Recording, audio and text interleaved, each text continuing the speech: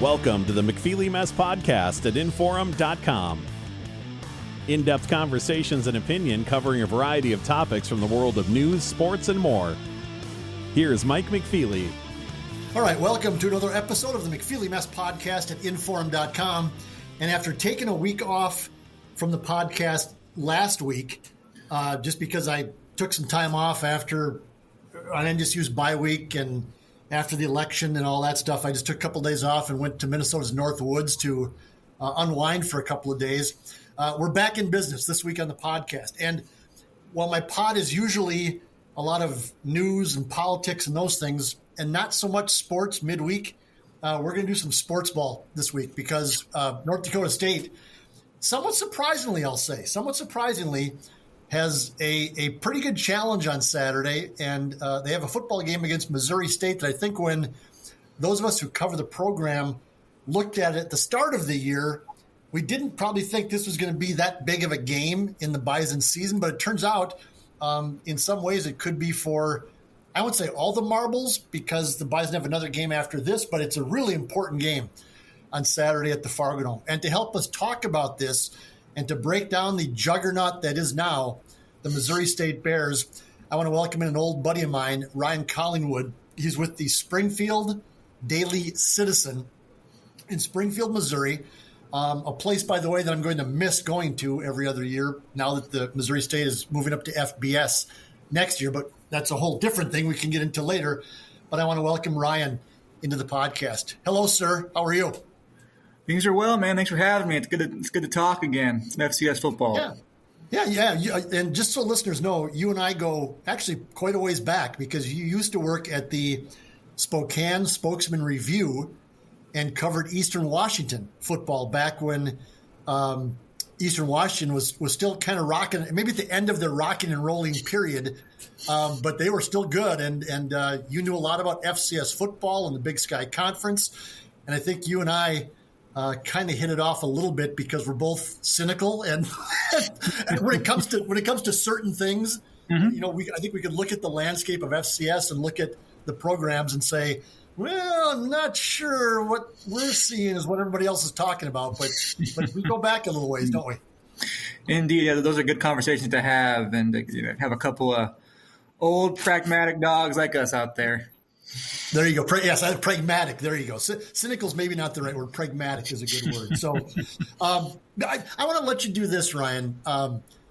You've worked at newspapers for much of your life, but you moved from the newspaper in Springfield, Missouri, to a new startup that's trying things a little bit differently in the journalism world. And I want to give you a chance to talk about that just a little bit so that people know that in today's new media landscape, there's some different stuff going on. So go ahead and tell us what the Springfield Daily Citizen is all about. Yeah, we've been around for about, I want to say, 3.5 years now. We're comprised of a lot of the former journalists in this area. We have a newsroom, I want to say around, between editors and support staff and reporters, probably around 20. We're still growing, but we are a nonprofit. Obviously we kind of want to do a lot of community-minded journalism. I think that's been lost on a lot of newspapers the way things are going. And I don't think it's because reporters or editors are trying to do that on purpose in these markets. I just think they've been cut down to almost nothing, but we've been blessed to kind of have the right backing to kind of give us ample support to kind of get more into the community with respective beats, government, public safety, education, and sports is actually that's a recent addition. They had no initial plans of doing really sports at all until the summertime. So sports has only been around for a few months. But I'm glad they did, and I'm glad they brought me on. Obviously, my background's kind of all over the place. It's about 75% sports and 25% features and crime reporting. So I kind of got to do a lot of different things. But I like the momentum we have, and I think the Springfield Metro, which is a decent-sized metro, it's kind of like it is. Yep. Kind of like Fargo. Yeah, very much. And I think they've kind of responded to it. because I think we got a lot going on, and I mean we're still very young. We still kind of trial and error, but it's been fun. So, what's the website if people want to check it out? And I don't know what your paywall is, if people can get a sample or what, but if a Bison fan wants to go there and check out what you're writing about Missouri State football ahead of the game, what's the website? Yeah, I think there's I want to say there's a pay meter on it. Like I think if you're a Bison fan coming in fresh, you might get some for free reads. I'm never 100% sure how that works. Neither am I up here. I have no idea. Yeah, I just probably write the words. Yeah, probably for the best. I kind of just keep my head in the sand. But we're a .org, so that's different for me to say. We're sgfcitizen.org. So SGF's kind of the old it's kind of our acronym for Springfield. So sgfcitizen.org, and we got some good content up there. Sports, we're slowly but surely kind of establishing ourselves, but I think it helps that we have some programs that have a kind of a confluence of teams doing well. Yeah, doing our initial, so it helps a little bit. So one of those teams obviously is the football team that you cover among other things that you do, and this Missouri State Bears team is pretty good. I mean, they're 6-0 in the Missouri Valley Football Conference for the first time in like 146 years or something like that. They're ranked. They're not allowed to be ranked in the media poll, but I think in the coaches poll they're up to 14 in the country this week. And as I said, this is a bigger test, I think, than a lot of us thought NDSU was going to get at this point of the season prior to the season. So what's going on with Missouri State? Give us the 30,000-foot view of what's going on with Missouri State football this year, Ryan.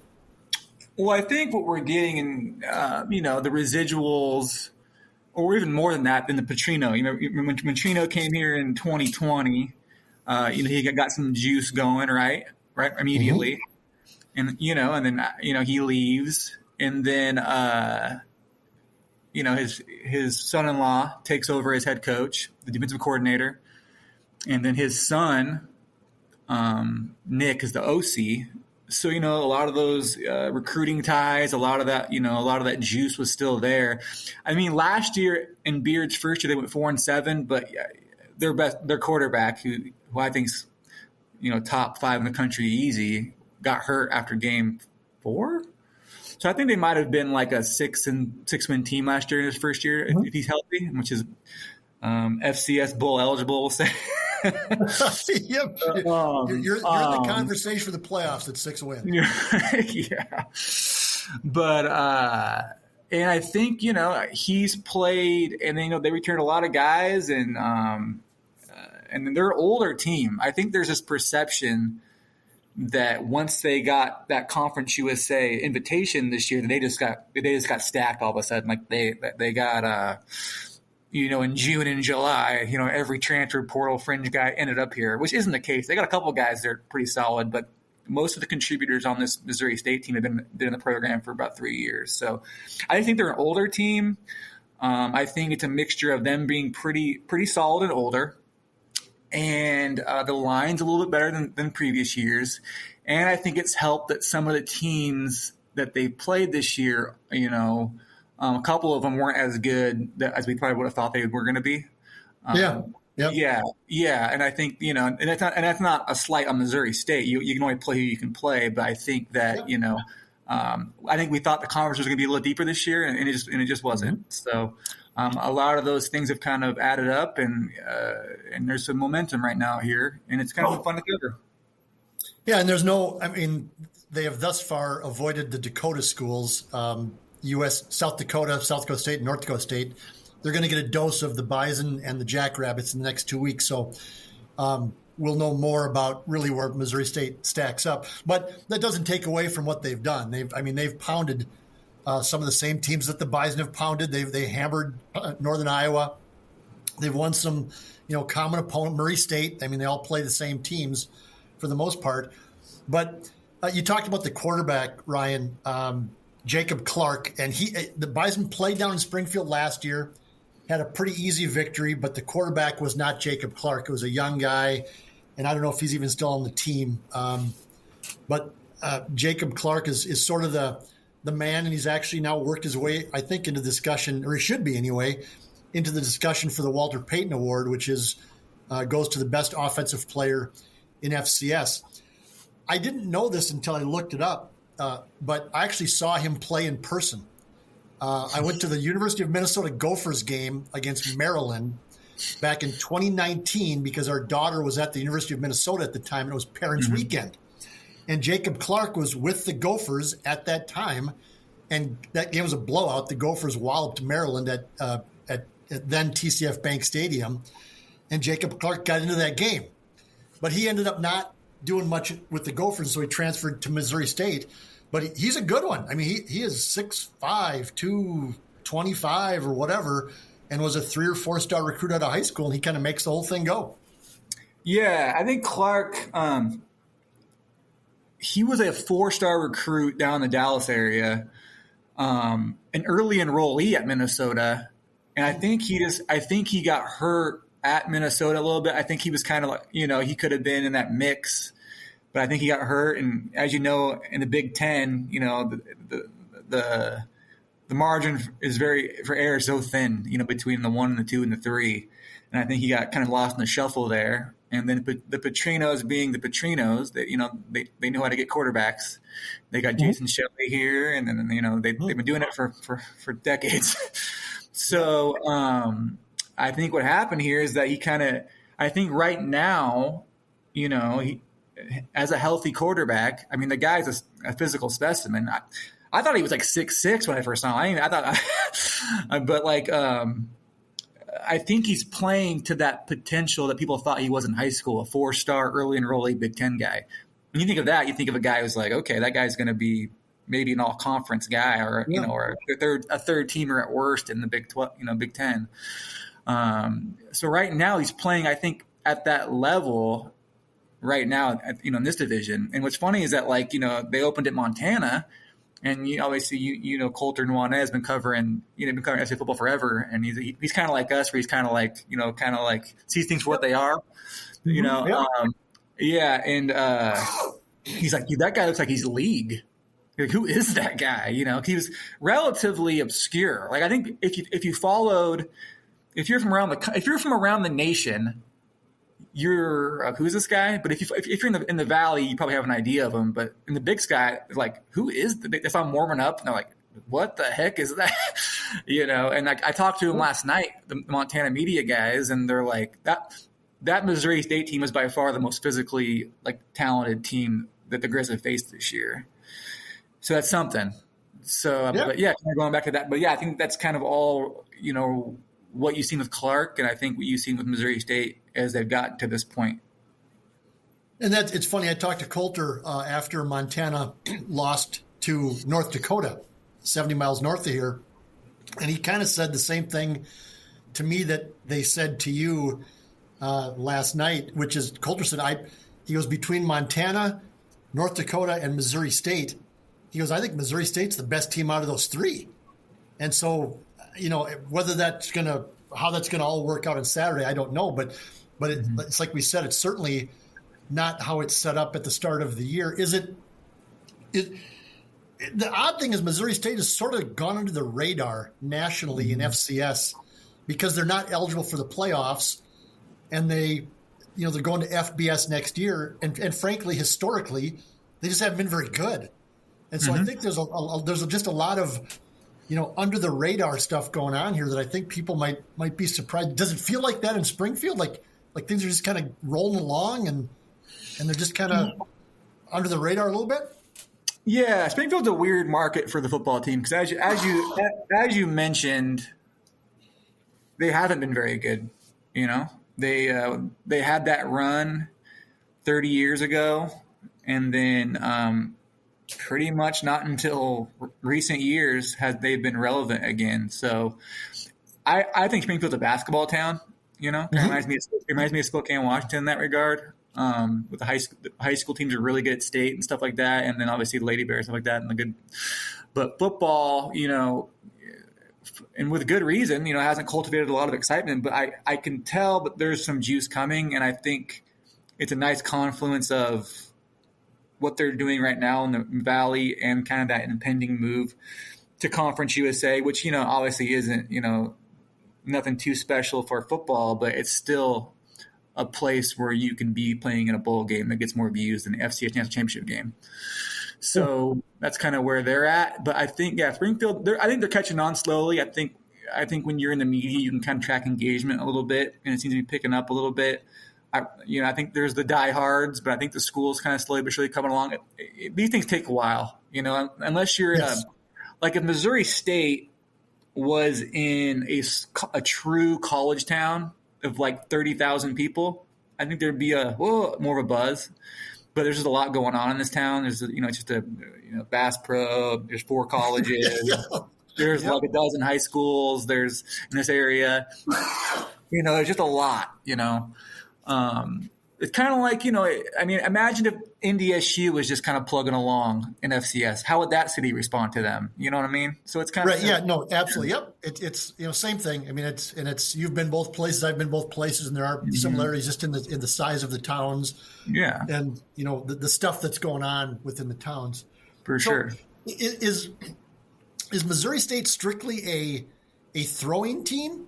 I mean, they have Jacardia Wright, who he's been around for like 7 years or something. It seems like anyway, and so he's a big, strong back that's been around. But is it strictly on Clark's back, or do they do some other things as well that's going to challenge NDSU's defense? I think they're a feature passing team. I mean, like if that's not rolling, it's probably going to be tough. But like they've got Jacardia is good. He's tough. I mean, I think he was all Valley last year, second or third team Valley guy. Been around for a while, former Kansas State guy. And they got a kind of like a scat back guy named Jaden Bex, and he's been going off these last 3 games. He's about 5'10", 180 pounds, but just like 4'4", 4'3", like kind of range speed. Yeah. And the thing is, the line has gotten better. I know they've kind of gotten some flack in recent years with. Mm-hmm. And the Missouri Valley is not exactly the kind of place you want a lean offensive line. But like you don't pass for that kind of yardage and have the kind of pocket presence that Clark has without having at least a decent line. Mm-hmm. So I think that they've gotten better, and I think a lot of his sacks are kind of like coverage sacks, or like him, being very confident in just that extra millisecond to fire it down the field. So I think the line's decent. I think they're better than what you've seen in the past up there. But I wouldn't say they're a running team, but they're a capable. Yeah, I would. They're a capable running team, but a passing team, for sure. Okay. You and I have exchanged some texts before, Ryan, too, about. I said I have not seen Missouri State play. I've seen a couple of highlights. I've not watched an entire game, so I'm not gonna BS anybody here. But just looking at the numbers. And it's always tough. Comparative scores are always tough. But when I see 42 points given up to Northern Iowa by Missouri State, and I saw the Northern Iowa team about a mile away from here when they played up at North Dakota State, and when I see them giving up some yards and some points to Murray State, and I saw what Murray State was, when I saw them give up 49 points to Ball State, and I watched Ball State last night on TV and went, oh, okay, that sort of raised my eyebrows about how good Missouri State is defensively. Mm-hmm. And so has that been a concern, or are those games that I've seen that at least the numbers in terms of points and yardage, am I misreading what I'm seeing? Yeah, they're kind of erratic on defense. There's been games, I mean, what they did to Illinois State was insane. They made them look like a NAIA school. And I think the jury's still out on them, to be honest, Illinois State. Yes. But they they're can win 9 games, by the way. Let's stop for a second. Yeah. The Illinois State team you saw, and I saw NDSU do the same thing to them down in Normal. That could be a 9-win seeded FCS team. But go on. Sorry to interrupt you.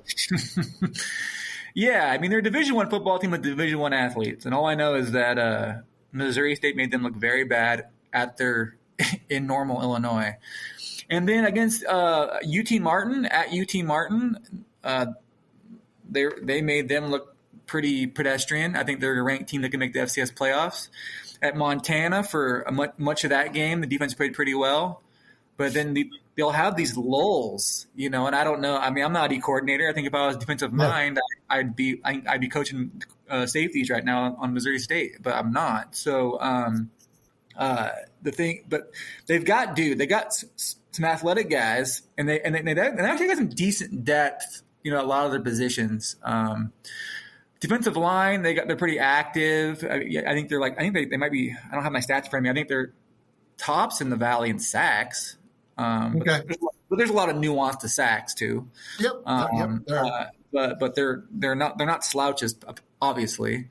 What's weird is that the two guys going into the year, if you were to look at the most experienced group collectively, I thought it was the defensive back to the safeties. They had Todrick McGee and PJ Hall. I think those guys were two preseason all-conference guys. I think they might have gotten all-conference last year.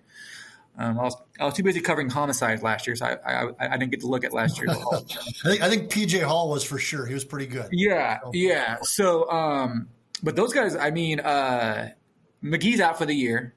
And Hall's been banged up. He didn't play last week. I don't know, what's going on this week, but he's missed some games. They put guys, in there to kind of fill the spots, but then it seems like Murray State had some success putting it on them a little bit. I mean, the fourth quarter there, it looked like what you'd think it would look like. I mean, Missouri State dominated the fourth quarter. I think after 2.5 quarters, Missouri State pretty much look like they were supposed to look against Missouri, against them. Okay. And Missouri State, they'll play a half, especially the defense. They'll play like a half of just like horrible, they'll just get burned, and then they'll play this really good quarter.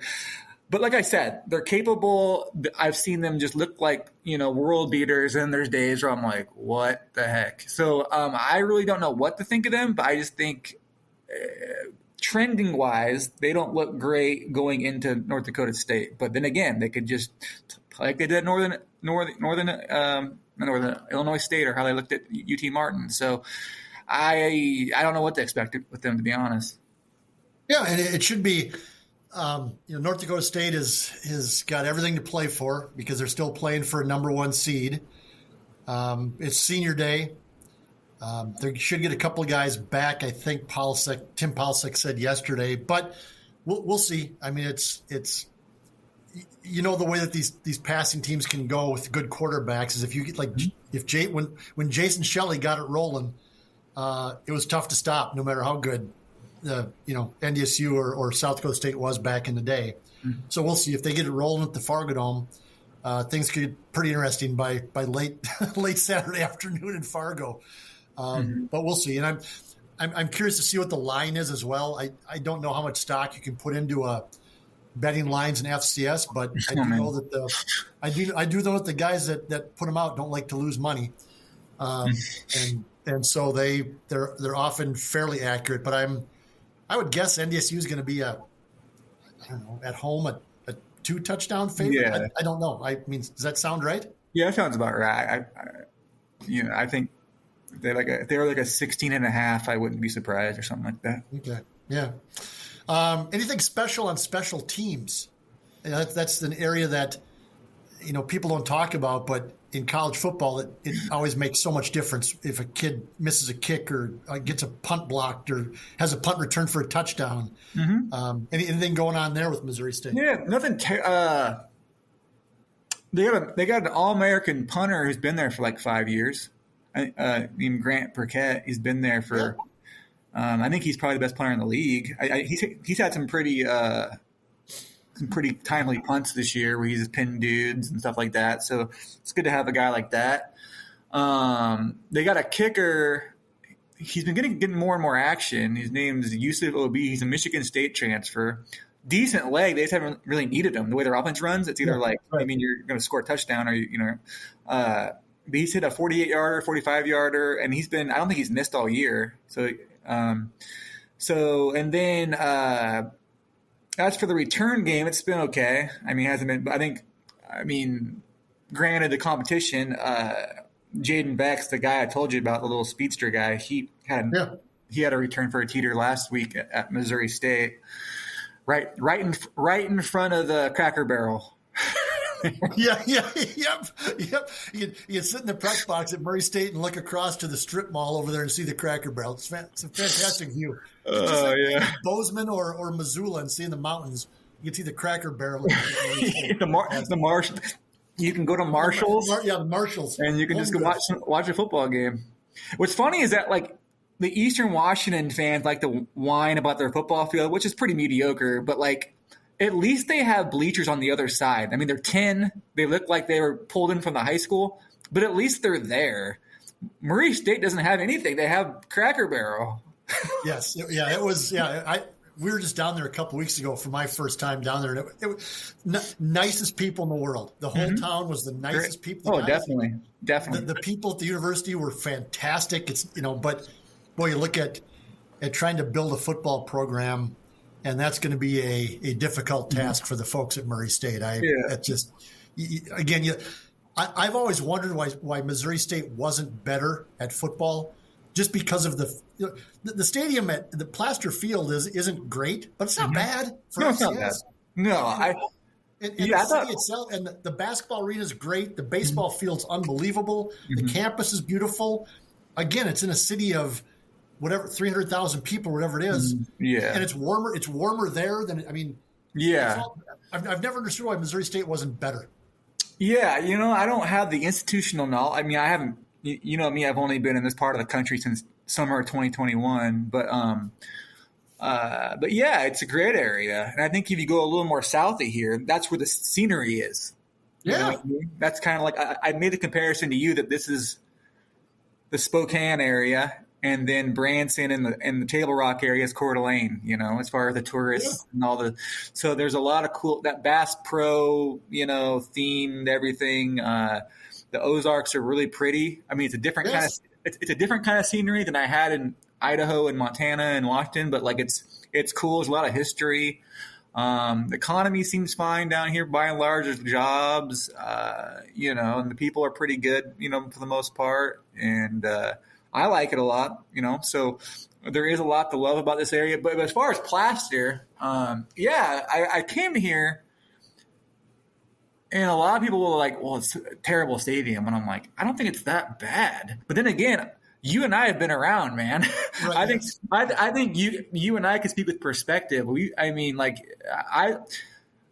put it this way. When I heard Sacramento State was trying to go to Pac-12, I about died of laughter. Because I was like, that place makes Plaster Stadium look like the Big House. Okay.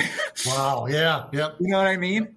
And there's these, Northern Colorado, Idaho State with that old dome. I mean, I love Idaho State, the old potato dome, but and then you go down to Arkansas with some of their, some of these, Savannah State or some of these old Division One schools. Well, just in the Valley, go to Murray or go to Macomb, Illinois, where they're out now. Go to Indiana State. Go to Terre Haute. I mean, those stadiums are not good. They are not good. Yeah. Plaster Field's far above those. Yeah, that's what I'm saying. I mean, could Plaster be better? Sure. Especially the press box and that elevator that's going to be the death of me one of these days. But I even recommended that Plaster put in the old fire pole you go down, you can hug it. Yeah. Because you're kind of just stuck up there unless that elevator is going down. But no, Plaster's fine. And I think if you just made a few little renovations to kind of improve the aesthetic, you can do little crafty things to make a place look pretty cool. I think it has the bones to be cool. That's my opinion. I mean, I'm sure there's people who think I agree, dumb as hell for that, but I don't care at the same time. But at the same time, it's fine. And I think even in Conference USA. And you and I have talked about the Conference USA thing. Here's the thing. That's cool. I mean, Conference USA is FBS. Okay, you are going to be playing. You win 6 games, you get to play in the the Cheetos Bowl or whatever the hell. But and that game on December 15th is going to cultivate more views than the ESPN2 9 a.m. FCS championship game. Remember, was it the one that you and I both covered with Eastern and North Dakota? It was 9 a.m. Western time. Because it was that game always started at 11 a.m. Central. Could you imagine? It started at 11 a.m. Central. Yeah, could you imagine? You're like, oh crap, I got to get up. The national title. And you got to be tailgating at like 5 a.m. to get ready for that. Yes. Some people just aren't willing to do that. So like, but like, so there's more excitement. I think when you play even in that humanitarian bowl. 20 degrees in Boise on a blue turf, and you have nothing to do with the blue turf, like Miami, these obscure bowls, but the money's there more, and there's more views. So I get the appeal of it for sure, but I haven't really gone all in on the Conference USA coverage yet and stuff like that. I mean, I'll save that for next summer, because to me, Missouri State right now is playing two teams in these next 2 weeks that would win that thing. And, my opinion. So yes, I don't think there's any doubt. So you got to focus on that. Even if you're a fan, you got to look at it that way. That Missouri State's final two games of the year are against two teams that would win the Conference USA before they go to Conference USA. So I know there's not a lot of excitement with the FCS a lot of times in this area because, like you mentioned, they don't go to the playoffs all the time. They don't know who James Madison. James Madison doesn't come into town. Eastern, the Montana Grizzlies and Liberty before they went up. They were in here. I think when you're in towns like Bozeman or Missoula or Fargo, about all these FCS teams and around the country and their traditions and stuff like that. That's just not been a thing here. So what they're going to do is they're going to go up to Conference USA and play a bunch of former FCS teams in recent years. Right. Yeah. And it's, I think it might actually be good for Missouri State. And that's, they're not going to be missed in FCS. Mm-hmm. And I don't mean that as a slight, but they're just not, because what you just said, they just haven't been a player ever in my time, in my 20 plus years of covering FCS football, other than the little bubble up under Bobby Petrino there for a couple of years. They just haven't been in the discussion. They've been beyond awful for a lot of that time. Mm-hmm. So moving up to Conference USA, what do you have to lose? I mean, your other sports are already in the top level of Division I anyway. Yeah. And so if your football program can, play on a Wednesday night or a Thursday night and get some eyeballs on it, and if you can somehow get yourself to the Miami Bowl or the whatever bowl, whatever, it doesn't matter, like you said. Mm-hmm. That's better than being completely irrelevant in FCS. Yeah. And frankly, up here, I've been rooting for NDSU to get to FBS for about 4 years because you can see the landscape of where FCS is going. And it already is in some ways, right? I mean, definitely. James Madison's gone, Sam Houston's gone, App State's gone, Georgia Southern's gone. All the schools that NDSU, was playoff rivals against for years are gone. So, I mean, what the heck? Get out and go find something new. And for Missouri State, it's the new thing. They might be better in FBS than they are in FCS. For sure. Because I think, as long as the Dakota schools, have it going on, it's tough. It's tough to compete with that. And then, you're right. I mean, 10 years ago, you had James Madison, App State, Georgia Southern, and Houston State. Eastern didn't suck like they do now. Northern Iowa didn't suck like they do now. Exactly. So a lot of those institutions, and you're seeing what the portal has kind of done a little bit. Like it's kind of made everybody a JUCO at this point. But I think especially, I think especially with FCS, because FCS, that margin's close enough to where an FBS team will be like, that guy can play here. D2, you're kind of taking a gamble. JUCO, JUCO's kind of like that's always been established. But if you FCS right now has been that, like, it's different. And I think everybody's transferring no matter who the hell they are, where they're at now. But I think there's a guys who with mindsets. Now, before it used to be a whole thing. Like, you remember when this was only 9 years ago. Vernon Adams, remember that? Vernon Adams, yes. That was the first major transfer, like from he was Eastern Washington's quarterback, very good, and then he transfers up to Oregon, like his final year, who Eastern ended up opening up against, which was just weird. But like that was like the first like, whoa, this guy's gonna leave his. He was the FCS the best quarterback in FCS. He's just gonna leave. Yep. Now every other guy's Vernon Adams. You know what I mean? Yes. So it's just the landscape's different. I'm not trying to be like Dirk, back in our day, but I'm just saying it just tells you how much has changed and how if there's as much reverence for FCS and think of the old. Here's a good example. I feel like that 2014. That you remember that opener they would have the first game of the year they play in early August. I felt like that was a sexier game 10 years ago. It felt like it was a cool thing. Totally. Like, whoa, I felt like like these really good FCS teams are going to open the college football season, and people watched it and stuff like. Now it just feels like ugh.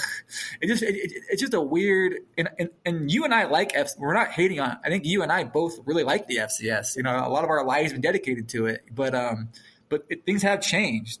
And it's just part of what's going on. But it is weird to kind of see the shift. And I think I was fortunate enough to kind of be in a situation to cover a team that's kind of found its footing a little bit as it makes that move up.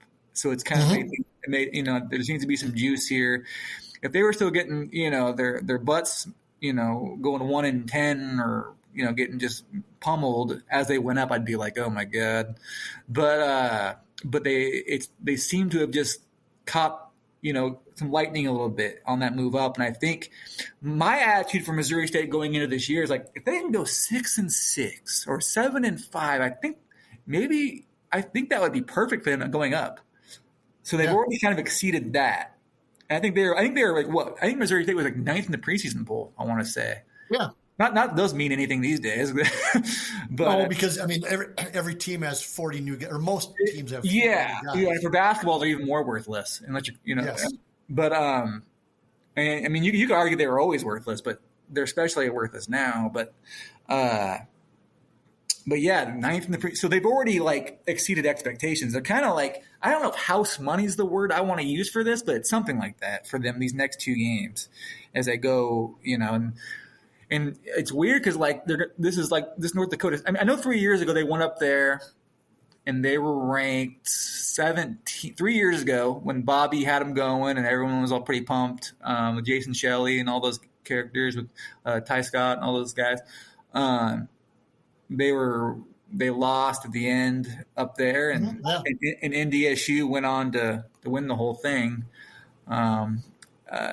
That was a pretty relevant game, in the history of Missouri State football. But now, I guess they're ranked higher than they were then. North Dakota State's ranked higher than they were at that point.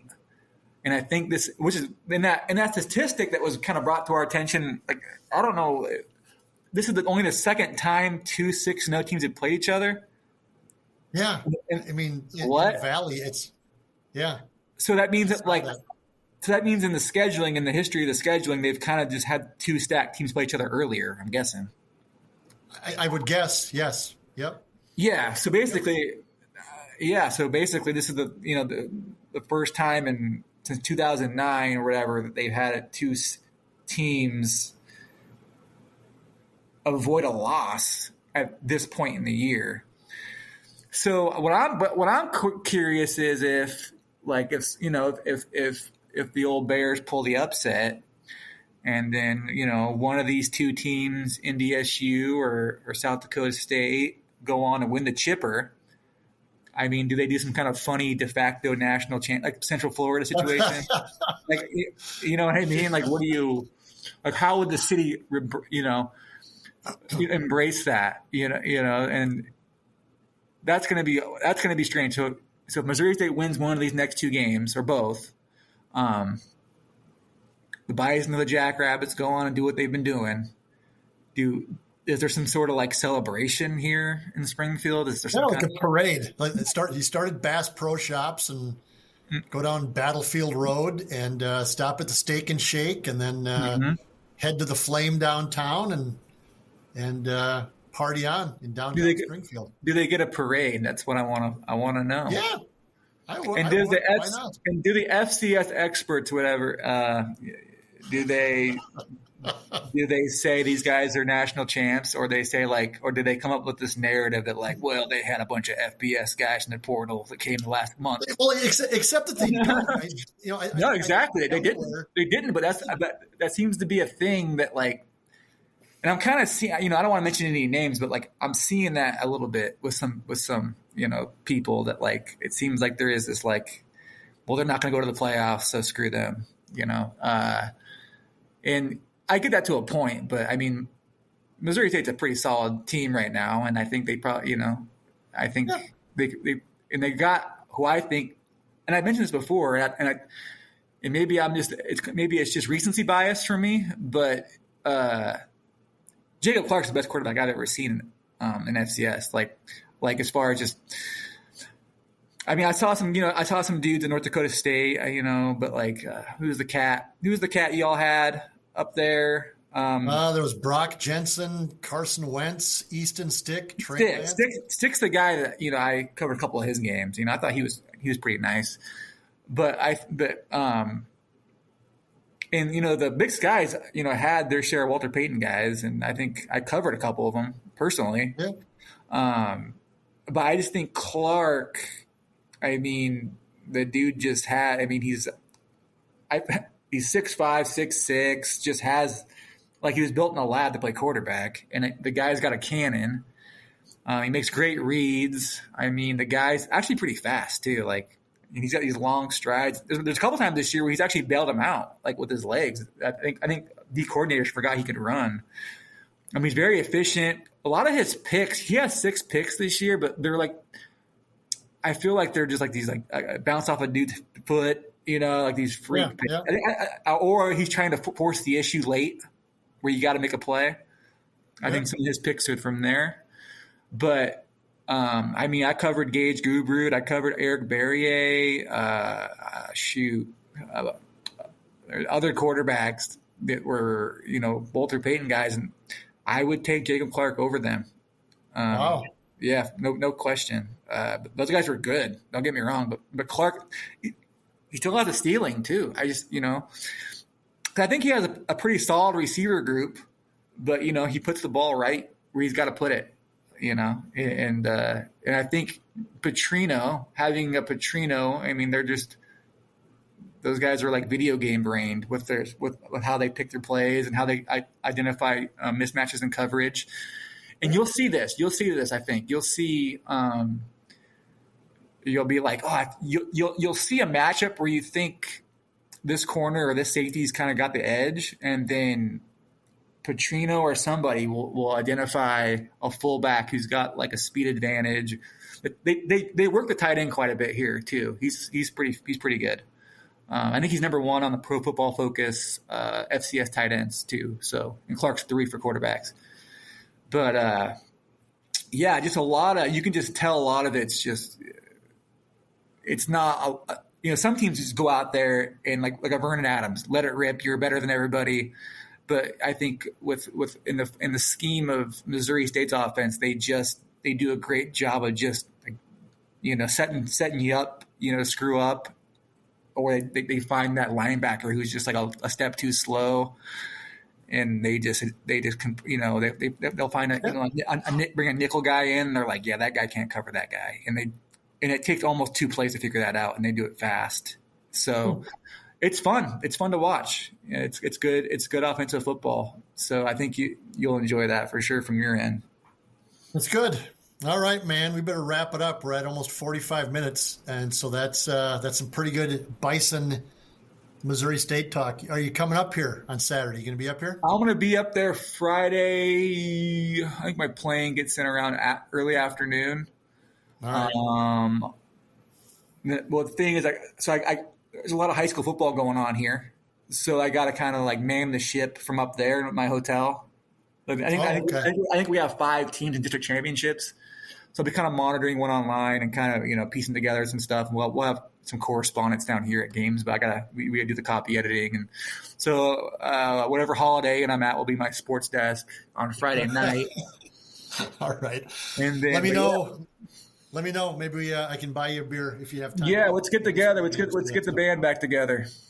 All right. Sounds good. Thank you, sir. Appreciate it. Ryan Collingwood of the Springfield Daily Citizen covers Missouri State and the Bears that are coming up to play North Dakota State on Saturday in what should be a very good FCS matchup with huge implications for NDSU. This has been the McFeely Mess Podcast at Inforum.com. Thanks, you all, for listening, and we will see you soon. Thanks for listening to the McFeely Mess Podcast at Inforum.com. For more podcasts and columns, head to Inforum.com and search Mike McFeely